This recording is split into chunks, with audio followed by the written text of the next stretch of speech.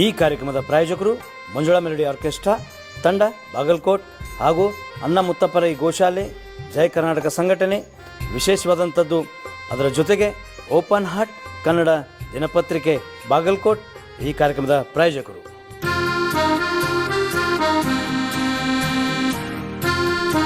ಎಲ್ಲರಿಗೂ ನಮಸ್ಕಾರ. Open heart Kannada ಚಾನಲ್ಗೆ ಸ್ವಾಗತ ಸುಸ್ವಾಗತ.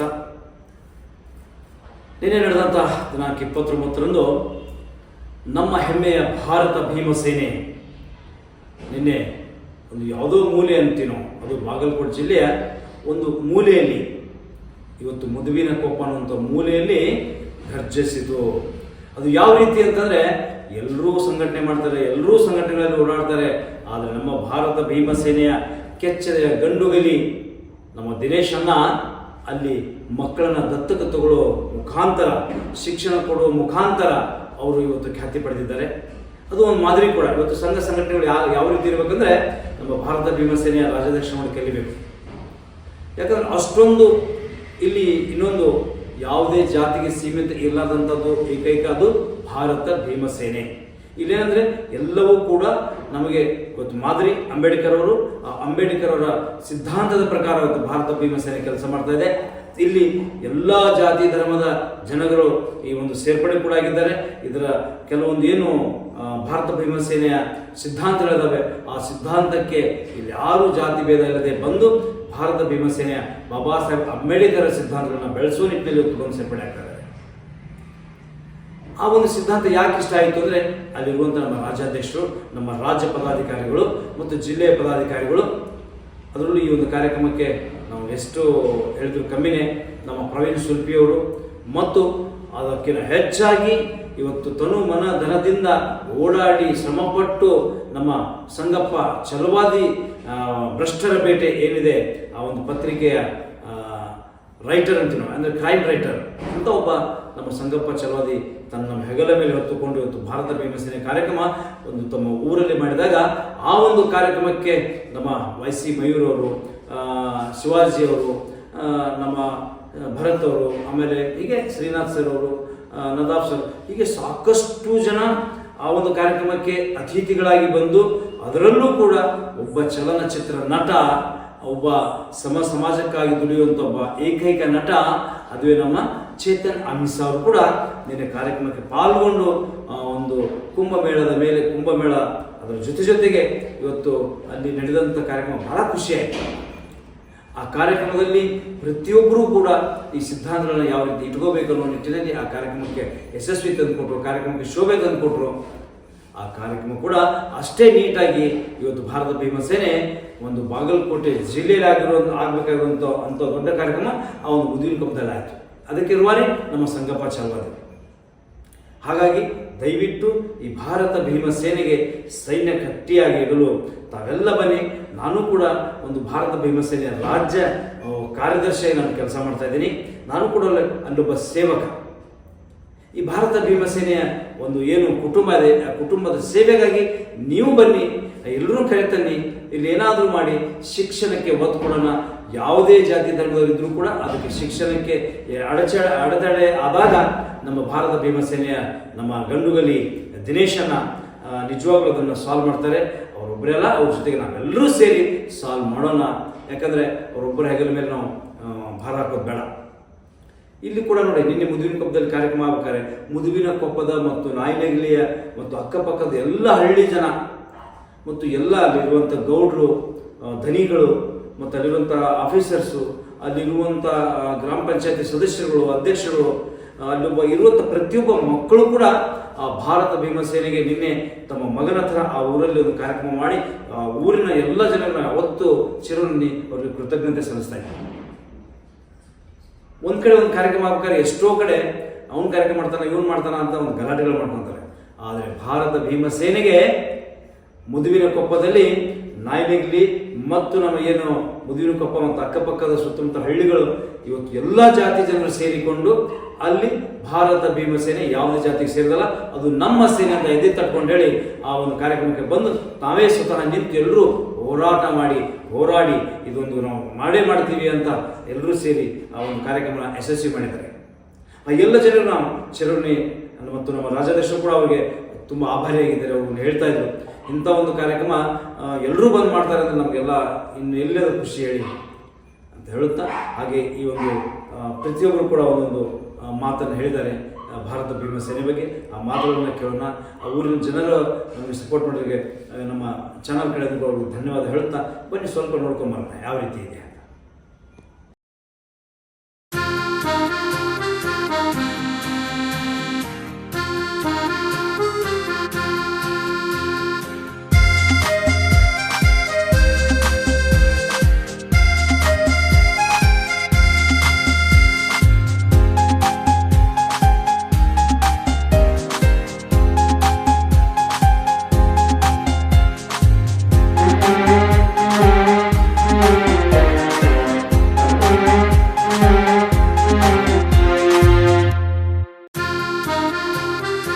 ಅದಕ್ಕೆ ಈ ಮಗುವಿನ ವಿದ್ಯಾಭ್ಯಾಸದ ಪೂರ್ತಿ ಜವಾಬ್ದಾರಿಯನ್ನು ಈ ಭಾರತ ಭೀಮಸೇನೆ ನಾವು ಒಪ್ಕೊತಾ ಇದ್ದೀವಿ. ಆ ಫ್ಯಾಮಿಲಿಗೆ ಈ ಮಗುವಿನ ವಿದ್ಯಾಭ್ಯಾಸಕ್ಕೆ ಏನು ಬೇಕು ಅದನ್ನು ದಯವಿಟ್ಟು ನಮ್ಮ ಸಂಘಪುರ ಮುಖಾಂತರವಾಗಿ ತಮಗೆ ತಲುಪಿಸಿ ಅಂತ ನಾನು ಹೇಳಿ ಎರಡು ಮಾತುಗಳನ್ನ ಮುಗಿಸ್ತೀನಿ. ಅದ್ರ ಮುಖಾಂತರವಾಗಿ ಒಂದು ನಮ್ಮ ಭಾರತ ಭೀಮಸೇನೆಯ ಒಂದು ಕ್ಯಾಲೆಂಡರ್ ಬಿಡುಗಡೆ ಇದೆ. ಅದು ಚೇತನ್ ಸರ್ ಮತ್ತು ನಮ್ಮ ಮಯೂರ್ ಸರ್ ಅವರು ಮತ್ತು ನಮ್ಮ ಉತ್ತರ ಕರ್ನಾಟಕದ ಹೆಣ್ಣುಹುಲಿ ಮಹಾಲಕ್ಷ್ಮಿ ಅವರು ಮತ್ತು ನಮ್ಮ ರಾಜ್ಯಾಧ್ಯಕ್ಷರು ಕೂಡ ಈ ಕ್ಯಾಲೆಂಡರ್ ಬಿಡುಗಡೆ ಮಾಡಬೇಕು ಅಂತ ತಮ್ಮಲ್ಲಿ ಮನವಿ ಮಾಡಿಕೊಡ್ತಾ ಇದ್ದೀವಿ. ಭೀಮಸೇನೆಯ ಸೇನಾಧಿಪತಿಗಳು ಇವತ್ತು ಸ್ವಾಭಿಮಾನದ ಕಿಚ್ಚನ್ನು ಹತ್ತಕ್ಕಂತ ವ್ಯವಸ್ಥೆ ಮಾಡಿದ್ರಲ್ಲ, ಆ ಕಾರಣಕ್ಕಾಗಿ ನಿಮಗೆ ಧನ್ಯವಾದಗಳನ್ನ ನಾನು ಸಲ್ಲಿಸಲಿಕ್ಕೆ ಬಯಸ್ತಾ ಇದ್ದೇನೆ. ನನಗೆ ಇವತ್ತು ಭೀಮಸೇನೆ ಪದಾಧಿ ಗ್ರಾಮ ಘಟಕ ಉದ್ಘಾಟನೆ ಆಗ್ತಾ ಇದೆ. ಅದಕ್ಕಿಂತ ಮುಂಚೆ ನಾನು ಹೇಳಬೇಕಾಗಿದೆ, ಡಾಕ್ಟರ್ ಬಾಬಾ ಸಾಹೇಬ್ ಅಂಬೇಡ್ಕರ್ ಅವರು ಮಹಾಪರಿನಿರ್ವಾಣ ಹೊಂದಿದ್ದಾರೆ. ಮಹಾಪರಿನಿರ್ವಾಣ ಹೊಂದಿರತಕ್ಕಂಥ ದಿನ ಇವತ್ತು ನಮ್ಮೆಲ್ಲರನ್ನ December 6ರಂದು 1956 December 6ರಂದು doctor Baba Saheb Ambedkar ಅವರು ನಮ್ಮನ್ನೆಲ್ಲ ಅಗಲಿದ್ದಾರೆ. ಈ ಒಂದು ವಿಚಾರದಲ್ಲಿ ಒಂದು ಮಾತನ್ನು ಹೇಳಲಿಕ್ಕೆ ಬಯಸ್ತಾ ಇದ್ದೀನಿ. ಯಾಕಂದ್ರೆ ನೀವು ಸುಡು ಬಿಸಿಲಿನಲ್ಲಿ ಕೂತಿದ್ದೀರಿ, ನೀವು ಹಸಿವನ್ನ ನೀಗಿಸ್ತಾ ತಾಳ್ತಾ ಇದ್ದೀರಿ. ಆದ್ರೆ ಒಂದು ಮಾತು ಈ ವೇದಿಕೆ ಮೂಲಕ ಹೇಳಲಿಕ್ಕೆ ಬಯಸ್ತಾ ಇದ್ದೇನೆ. ಡಾಕ್ಟರ್ ಬಾಬಾ ಸಾಹೇಬ್ ಅಂಬೇಡ್ಕರ್ ಅವರು ನನ್ನ ಸಾವಿನ ನಂತರ ನಾನು ನಿಮ್ಮನ್ನ ಅಗಲಿದ್ದೇನೆ ಎಂದು ತಿಳಿಯಬೇಡಿ ಎಂದು ಹೇಳಿದ್ದಾರೆ. ನನ್ನ ಸಾವಿನ ನಂತರ ನಾನು ನಿಮ್ಮನ್ನು ಅಗಲಿದ್ದೇನೆ ಎಂದು ತಿಳಿಯಬೇಡಿ, ನಾನು ಜೀವಂತವಾಗಿದ್ದೇನೆ. ನಾನು ಜೀವಂತವಾಗಿದ್ದೇನೆ ಎಲ್ಲಿ ಅಂತಂದ್ರೆ ನಾವು ಬರೆದಿರ್ತಕ್ಕಂಥ ಸಂವಿಧಾನದಲ್ಲಿ ಜೀವಂತವಾಗಿದ್ದೇನೆ. ಹಾಗಾಗಿ ಆ ಸಂವಿಧಾನವನ್ನ ಉಳಿಸ್ಕೊಳ್ತಕ್ಕಂಥ ಬೆಳೆಸ್ಕೊಳ್ತಕ್ಕಂಥ ನಿಮ್ಮ ಮತವನ್ನ ಮಾರಾಟ ಆಗದ ಹಾಗೆ ನೋಡಿಕೊಳ್ಳುವ ಜೊತೆಗೆ ನಿಮಗೆ ಬೇಕಾಗಿರ್ತಕ್ಕಂಥ ಸರ್ಕಾರವನ್ನ ನೀವು ರೂಪಿಸಿಕೊಂಡು ನಿಮ್ಮನ್ನ ಆಳ್ತಕ್ಕಂಥ ಪ್ರತಿನಿಧಿಗಳನ್ನು ನೀವೇ ರೂಪಿಸಿಕೊಂಡು ನೀವು ನಡೆದಾಗ ಮಾತ್ರ ನನ್ನನ್ನು ನೆನೆಸಿದ್ದಕ್ಕೂ ಕೂಡ ಸಾರ್ಥಕ ಆಗುತ್ತೆ ಅಂತಕ್ಕಂಥ ಮಾತನ್ನ ತಮ್ಮ ಡಾಕ್ಟರ್ ಬಾಬಾ ಸಾಹೇಬ್ ಅಂಬೇಡ್ಕರ್ ಹೇಳಿದ್ದಾರೆ. ಹಾಗಾಗಿ ನಾವು ಕೂಡ ಸ್ವಾಭಿಮಾನದಿಂದ ಇವತ್ತು ಚಳವಳಿ. ದಯವಿಟ್ಟು ಒಂಚೂರು ಸೈಲೆಂಟ್ ಆಗಿತ್ತು ಸರ್. ಹಾಗೆ ಎಲ್ಲರೂ ಕೂಡ ಕೈನ ಒಂದ್ ಸ್ವಲ್ಪ ಘರ್ಷಣೆ ಮಾಡಿದ್ರೆ ನಿಮ್ ರಕ್ತ ಚಳವಣೆಗಳಾಗ್ತವೆ. ದಯವಿಟ್ಟು ಚಪ್ಪಾಳೆ ಜೋರಾದ ಮುಖಾಂತರ ಚಪ್ಪಾಳೆ ಮಾಡಿ. ನೀವು ತಿಳಿಸುವಂತ ಗೌರವ ಅವ್ರಿಗೆ ಅದನ್ನೇ ಸಿಗೋದು. ನಿಮ್ಗೂ ಕೂಡ ಆರೋಗ್ಯಕ್ಕೆ ಒಳ್ಳೇದದು ಚಪ್ಪಾಳೆ.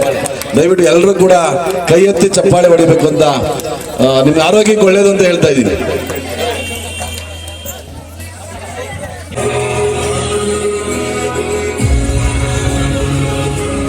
ನಾವು ಪೂಜಿಸ್ತೀವಿ, ಅವ್ರನ್ನ ಅರ್ಥ ಮಾಡ್ಕೊಳ್ಳಲ್ಲ, ಅವ್ರನ್ನ ಅಧ್ಯಯನ ಮಾಡಲ್ಲ. ಬಾಬಾ ಸಾಹೇಬ್ರು ಹೇಳ್ತಾರೆ, ನನ್ನನ್ನು ಪೂಜಿಸ್ಬೇಡಿ, ನನ್ನನ್ನು ಓದಿ ಅಂತ. ಆದ್ರೆ ನಮಗೆ ಪೂಜಿಸೋದು ಸುಲಭ, ಓದೋದು ಕಷ್ಟ. ಸೊ ನಾವು ಪೂಜಿಸ್ಬಿಡ್ತೀವಿ. ಪೂಜಿಸಿದಷ್ಟು ಅವ್ರ ವಿಚಾರಗಳು ಗೊತ್ತಾಗಲ್ಲ, ಅವ್ರು ಬರ್ದಿರೋದು ಅರ್ಥ ಮಾಡ್ಕೊಳ್ಳಲ್ಲ. ಸಂವಿಧಾನ ಕಟ್ಟಾಕಕ್ಕಾಗಲ್ಲ ಬಾಬಾ ಸಾಹೇಬ್ರನ್ನ.